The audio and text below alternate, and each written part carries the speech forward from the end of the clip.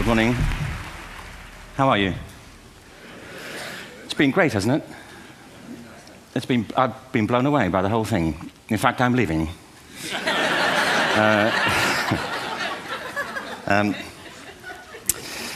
There have been three themes, haven't there, running through the conference, which are relevant to what I want to talk about. One is the extraordinary evidence of human creativity in all of the presentations that we've had and in all the people here.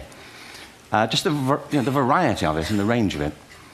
The second is that it's put us in a place where we have no idea what's going to happen in terms of the future.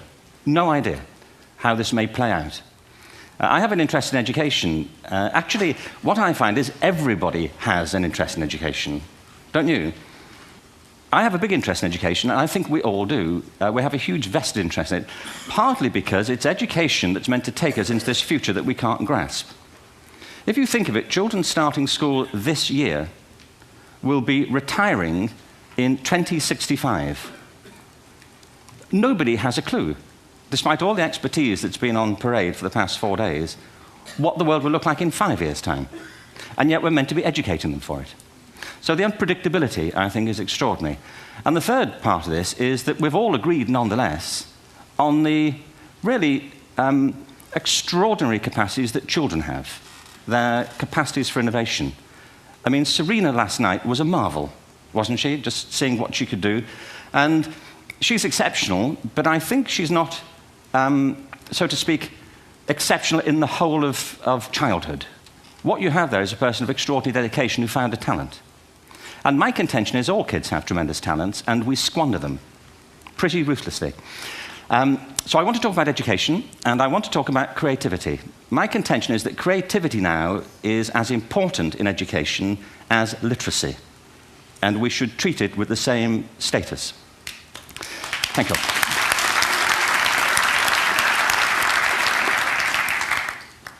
That was it, by the way. Thank you very much. Our education system is predicated on the idea of academic ability.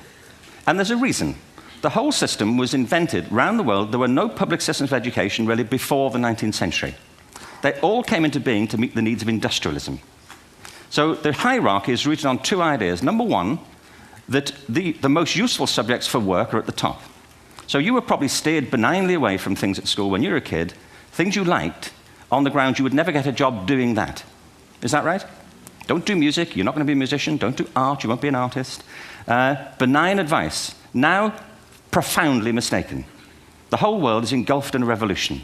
And the second is academic ability, which has really come to dominate our view of intelligence because the universities designed the system in their image. If you think of it, the whole system of public education around the world is a protracted process of university entrance. And the consequence is that many highly talented, brilliant, creative people think they're not, because the thing they were good at school wasn't valued or was actually stigmatized. And I think we can't afford to go on that way. I believe our only hope for the future is to adopt a new conception of human ecology, one in which we start to reconstitute our conception of the richness of human capacity. Our education system has mined our minds in the way that we've strip-mined the earth for a particular commodity. And for the future, it won't serve us. We have to rethink the fundamental principles on which we're educating our children. What TED celebrates is the gift of the human imagination. We have to be careful now that we use this gift wisely and that we avert some of the scenarios that we've talked about. And the only way we'll do it is by seeing our creative capacities for the richness they are and seeing our children for the hope that they are. And our task is to educate their whole being so they can face this future. By the way, we may not see this future, but they will. And our job is to help them make something of it. Thank you very much. Bravo. Here, here. Thanks.